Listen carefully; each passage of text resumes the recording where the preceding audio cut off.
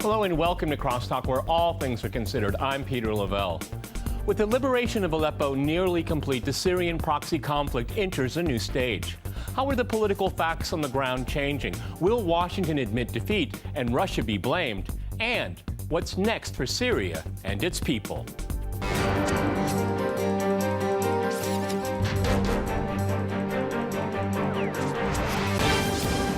To CrossTalk Aleppo's liberation, I'm joined by my guest, Charles Shoebridge in London. He is a security analyst and a former UK Army and counterterrorism intelligence officer. We also have Rizk in Beirut. He is a Middle East expert. And in San Francisco, we cross to Stephen Zunes. He is a professor of politics and coordinator of Middle Eastern Studies at the University of San Francisco. All right, gentlemen, crosstalk rules in effect. That means you can jump in anytime you want, and I always appreciate it. Charles, let me go to you first here. The liberation of Aleppo is happening right now, though, as we come together here, the Foreign Minister Lavrov has said that the Syrian army is suspending military operations in Aleppo. Presumably for the reason for some evacuation of civilians. Nonetheless, Aleppo is being liberated. How does this change the calculus in this conflict? Because the so-called rebels, they said this was a key city. Then recently, as they started losing it, they said it's not such a big deal. Aleppo has been very much damaged, and the war continues in other parts of the country. So what is the meaning? How meaningful is this? Is it just psychological? It's definitely got a psychological and of course, a hugely symbolic importance. It's been portrayed both within Syria, within the Middle East region, and externally around the world. Importantly, amongst its Western backers, let's not forget we're not talking about Western peoples necessarily, but the Western governments have portrayed this as some heroic city that is suffering under the siege of Assad, 250,000 people without food, being bombed relentlessly. This is how it's been portrayed. So it's been a focus of certainly media and political attention. It's more than that, though. It's also important because, of course, economically it was important, and it really takes away any of most of the legitimacy that the rebels may have had, notwithstanding that, in fact, we must remember, by going back to 2012, this was not a city that rose up in the first place in revolution, so-called, against Assad. This was a revolution, so-called, that was imposed very much from the outside. The rebels came from outside and actually occupied this part of the city, and then in many cases subjected it to a brutal, extremist, Islamist rule. And then, of course, as we now know, which of course is very contrary to what was portrayed in the West media for months now, actually then prevented those civilians from leaving, even when safe corridors were put in place for them to do so, for their own strategic, selfish purposes, which are themselves a breach of international humanitarian law. So the fall of the city is a huge blow against the rebels, but it will not necessarily end the war, because, of course, there are large parts of less densely populated areas of Syria that are not under President Assad's control, and from which this kind of rebellion can still flourish, but also the terror threat to the West and elsewhere can still emanate from those regions. Stephen, if I can go to you in San Francisco, it's also interesting, the timing here, because these are the waning moments of the Obama administration. The State Department has just come out and said that its policy about arming Syrian rebels will not change. But we're only a few weeks away here, and we do know that Donald Trump, President-elect, does not appear to be interested in continuing Obama's Syria policy. So this is kind of a perfect storm in a way here, a big psychological event, and then an unknown that will start in January. What are your thoughts? Well, the rebels that were fighting in Aleppo were primarily the more hardcore Islamist groups. There were a few of the more left-leaning and nationalist groups in the mix, but it was overwhelmingly the hardcore Islamists that the U.S. had worked with a little bit, had brought in some arms several years ago, but has not been actively backing for at least a year and a half. Virtually all U.S. support at this point goes to the so-called Syrian democratic forces, which are not in Aleppo, which are up more in the Kurdish areas and the like, and that will continue. But certainly the fall or liberation, depending on which side you're on, of Aleppo, I mean, Stephen, I have a major turning point. So interesting. I mean, how many of these democratic forces are you talking about? about? You know, they seem to be rather fictional in my mind here. I mean, are they an important force? You know, I mean, are they an important military force here? I mean, you know, I only hear it from Western analysts like yourself. I mean, they seem most of them they're under the umbrella of al-Nusra and other groups like al-Nusra. Without them, they wouldn't exist. Go ahead, Stephen. Yeah, very, very much. I mean, for example, I'm trying to remember the name of them now because these coalitions, merge and split and that kind of thing. But the Fatah Halab coalition, which is one of the three main groups in Aleppo, included among them groups like the Idlib Army, the 21st Command Forces, the Jish al-Izah, who I think could be called more moderate. But you're right, they're small, they're not a significant force, they're under the umbrella of more hardline groups, and indeed that's why they did not get the kind of support from the local population that they might have otherwise had. We do know from WikiLeaks that they get support. The more hardcore terrorist jihadist groups get support from Saudi Arabia and Qatar, the same people that funded Hillary Clinton. Let me go to Ali. And Turkey as well. Turkey's also Turkey been as a well. major Fine. actor. Okay. Ali, what is the significance of these events going on in Aleppo right now? Because, I've been told, from different experts, strategically it's not very important. Strategically, it's very important. It's important for the Turks because this is a major setback for them. I mean, how do you see this here? Because it has played such a central force in the last few months, last year, in this conflict. Well, Aleppo is the largest city in Syria. It's also considered to be the main economic hub in Syria as well. And so, yes, be it psychologically, as the guest Mr. Shoebridge mentioned from London, but also strategically, it's very important. I would count it as what is happening right now in Aleppo as the biggest victory for the Syrian government and its allies since the crisis in Syria actually begun in 2011. I think, it signals a very big turning point. And what is interesting is that after the progress made by the Syrian army and its allies in Aleppo, its allies being Russia, Iran, Hezbollah, now at this time, many Western former officials and some current officials behind the scenes are saying that, look, Assad has won, and that's something which we must recognize.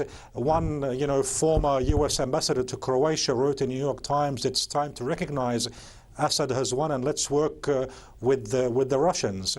So, it is, very important. I think what's more important as well is that the fact that the Syrian army and its allies will take Aleppo will be a very big boost of morale for the army. At the same time, it will be a very, very harsh strike on the morale of the armed groups, and that hence could make it easier for the Syrian army and its allies to defeat these armed groups elsewhere where they still exist, like in Idlib, for example.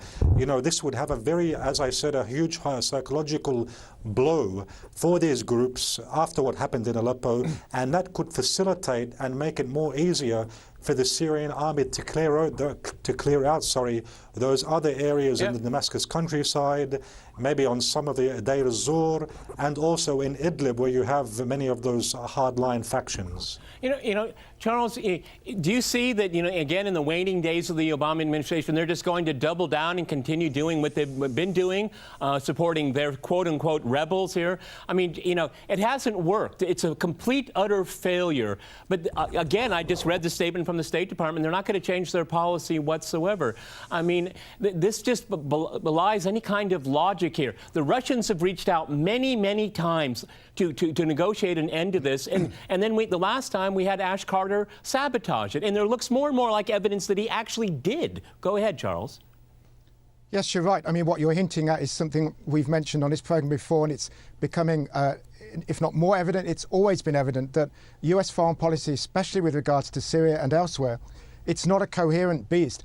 It's a combination of lots of different strands, interest groups, lobby groups, whether it's Saudis, Qataris, whether it comes from, that pressure comes from think tanks, from the media, from academics funded by these people, whether it comes from Israel, or whether it comes from the defense industry, whether it comes from the CIA, or the Pentagon or the State Department, or who knows, even perhaps the White House. We see all these different factors and influences playing together and sometimes working against each other. It's been absolutely clear that's the case, and pursuing their own interests and sabotaging each other to some degree. But also, I would say that what your last speaker said is absolutely right, for example, in respect of the military situation in Aleppo. We've seen the reports of ceasefires, local ceasefires, and also quite large-scale surrenders of rebels who have then, in many cases, been allowed, because they are local people and it's been considered that they haven't taken part in war crimes or atrocities, actually released to go back to their families so that the focus can be on these more hardcore terrorists. And I say terrorists not as a partisan term, because these people are regarded as terrorists even by the United Nations and even by the US, supposedly.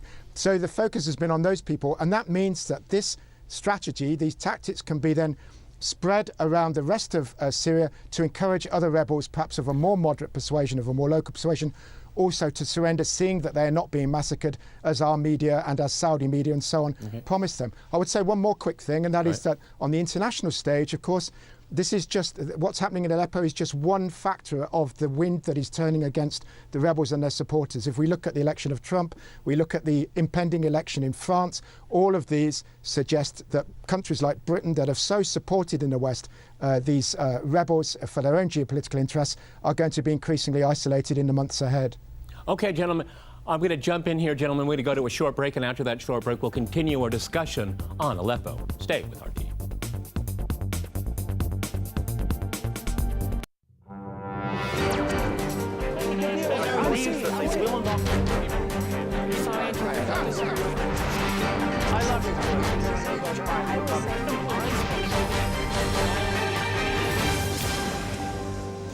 Welcome back to CrossTalk, where all things are considered. I'm Peter Lavelle. To remind you, we're discussing the liberation of Aleppo.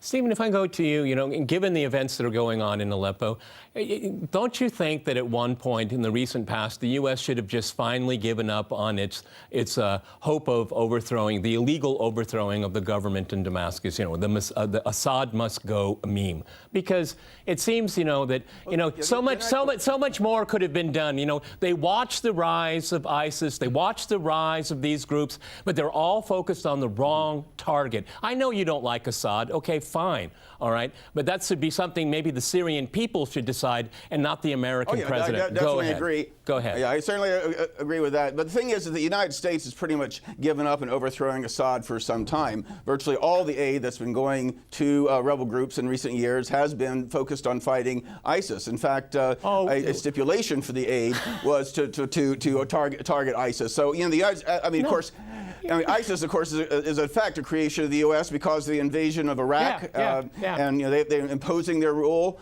And but again, as you know, I've been on a show for years. You know how quick I am to criticize the U.S. for messing things up. But I do not think that the Syrian thing is primarily the responsibility of the United States. Well, even as I disagree with it.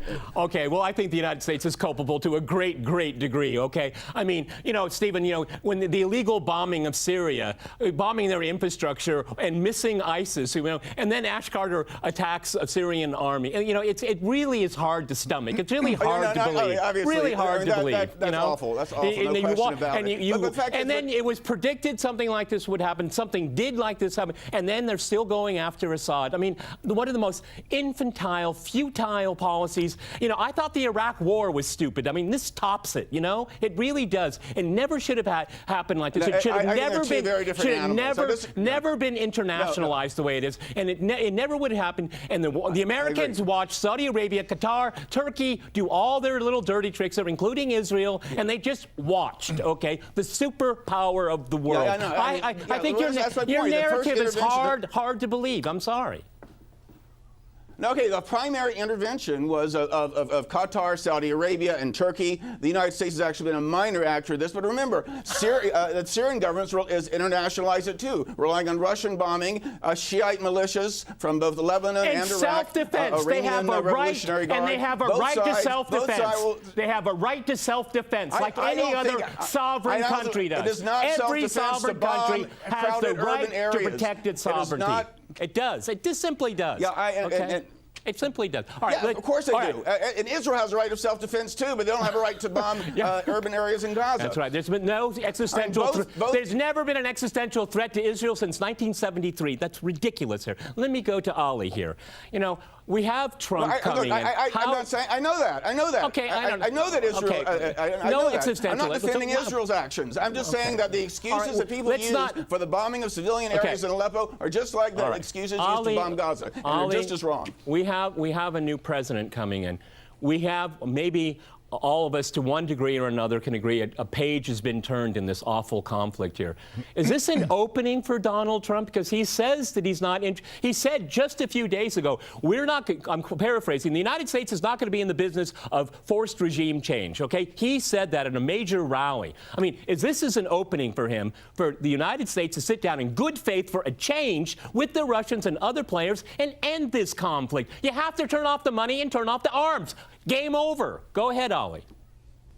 Yeah, just a quick comment, on what Professor Zunes said about bombing civilian areas. The Syrian army, Hezbollah, Iran, Russia, what they're doing is bombing terrorists. They're not bombing civilian areas. This is the fight against terror. That's and you can't say it's between two equal sides. It's no. These are terrorist groups which are mainly who are mainly targeted. That's what they say about Hamas. In answering your question about Donald Trump, come on. Okay, let's have equal time, guys. Let's have equal time, guys. Ali, go ahead. Go ahead, please. Regarding what you asked about Donald Trump, look, there's something which we have to be careful about. What Trump is proposing, collaboration with Russia, against the terrorist groups, isn't very far away from what the Obama administration had earlier said. And you remember, as you yourself mentioned, Ash Carter presumably played a big role in sabotaging that agreement, and he continues to play a role in sabotaging any kind of diplomacy between the White House and the Kremlin. Now, the big question is, will Donald Trump have more control of his own team? Good point. Or, on the other hand, will, for example, James Mattis, the Defense Secretary, will he play the same role as Ashton Carter? Will he be, more favorable of arming the rebels? Now, James Mattis, contrary to Ashton Carter, is a military man, and he knows very well, what terrorist groups mean. He participated in the fight in Fallujah. He knows how evil these people are, these terrorist groups. So he might not be like Carter. He might be more welcoming, in addition to other members of administration. That being said, however, James Mattis is considered to be very hostile towards Iran. Many other people in Trump's administration, like Vice President Pence. Pence is very close to Israel as well, and Israel doesn't want Iran and Hezbollah to come out on top, and they don't want also the Syrian president to achieve victory. Avigdor Lieberman even made these statements very clearly. So I think you have to watch out about this Trump's team and how Israel might sway them. Will Israel also have a certain influence and maybe prevent them from collaborating with the Russians? Charles, one of the other, I think, tragic elements of this whole story, and it's the media spin of Syria. After the defeat of Hillary Clinton, we have this fake news meme that just really is spun out of control. It's really McCarthyite. It's really, really disgusting. And the media's role in covering this coverage, Western media's role, has been really quite pathetic. It's almost an alternative universe that they have presented. The white helmets, what a fiasco, what a fraud, okay? The last hospital, the last doctor. I mean, something must be done here. I mean, it's really quite pathetic. They have not helped at all. They have just been an echo chamber for a lot of the different organizations you mentioned earlier in the program here, an echo chamber for different vested interests here, because the coverage of it has been really just quite awful. I thought, again, the search for weapons of mass destruction and all of that was pathetic, but this tops that even. Go ahead. Well, I think many of them would see, especially at editor level and especially owner level, would see, and let's not forget that in some cases, for example, BBC is a state broadcaster. We always hear, for example, Kremlin-funded or Kremlin-backed RT whenever RT is mentioned in the West and the West media. But of course, let's not forget this is British government-funded BBC. And a lot of these people see their role as being shall we say, a mouthpiece for example, the Foreign Office or the State Department. That is absolutely shown again and again, just by the language they use, the terminology they use. And so from their perspective, I suspect many of them don't see they're being pathetic. The fact that they haven't questioned whether little Bana, the 7-year-old tweeting from Aleppo, actually exists, or even if she exists in the way that it's portrayed, if the White Helmets really are a rescue organisation, notwithstanding lack of evidence in any of their own videos that actually they've rescued any injured people ever, rather than just putting out propaganda and so on. So there are many, and the last gardener in Aleppo was even another meme that was used. So we've seen this again and again. And I would come back to another aspect that you've just mentioned. I would take a slight issue with you on this, if you wouldn't mind. Go ahead. And that is that many people are saying now, that American policy has failed with regards to Syria. Actually, I think if you look at as Boris Johnson recently said, the puppet masters in places like Qatar, the places like Saudi Arabia and even Israel, who have been so supporting these hardcore Islamist extremists in Syria and elsewhere, their aims have been achieved. Their aim was never necessarily to overthrow Assad. Their aim was to create a destabilized, dysfunctional Syria that can no longer be a powerful a force and what they would argue an existential threat to them in the Middle East, in a way that Al-Qaeda and ISIS will never be. Indeed, as we know, they never really attacked them anyway. One more point I would quickly make, Peter, and that is about the arms going to moderate rebels. Let's not forget, in so many cases, these arms that went to so many moderate rebel groups were almost immediately handed over, sold, or just given with the defecting rebels to ISIS and other groups. And that's happened so often that many people suspect America did that simply because they knew it would go to ISIS, who are the most, and Al-Qaeda, who are the most effective fighters against Assad. You know, Stephen, I know, we watch each other on Facebook here. I know your position about the election result, okay, but we'll move on there. We do have Trump coming in the White House. What would you, if you could give him some advice about how to deal with the situation in Syria, what would you say to him? Well, I'd say what I've said to the Obama administration is basically stay the hell out. And similarly for other conflicts in the Middle East. But my fear, of course, is that he has his probably his most influential advisor is going to be General Michael Flynn, who is a believer in all sorts of paranoid conspiracies, who is ready for regime change in Iran, that has advocated intervention and bombings elsewhere. I mean, this guy is very, very dangerous. And here's a guy who really does believe some of the crazy fake news. Not what's just called fake news, but what's really fake news. Various conspiracies of one kind or another. And I'm quite concerned about what the Trump administration might do. Okay, let me give Ali the last word. And again, also supporting Israel. Israel. They don't even pretend to want a Palestinian state. They want Israel to take over everything. I mean, this is another failure of the Obama administration. Great words, but no action here. Ali, last word here. If you could give some advice to Donald Trump, 30 seconds, what would it be? Well, I think that 30 seconds, it would be that it's not Iran or Syria or Russia that poses a threat to U.S. security. It's Al-Qaeda. It's Al-Qaeda which attacked America on September 11. It's Al-Qaeda and ISIS which are, terrorizing and pose a threat to what they call Western civilization. And so it would be a good idea, as he himself has said, to cooperate with anyone against Al-Qaeda and against ISIS. And, Iran and Russia, they stand ready for such cooperation. Okay, so Ali, that would be basically my advice. Go after the real enemy of the U.S. That's good advice there. We've run out of time, gentlemen. Many thanks to my guests in San Francisco, Beirut, and London. And thanks to our viewers for watching us here at RT. See you next time. And remember, CrossTalk rules.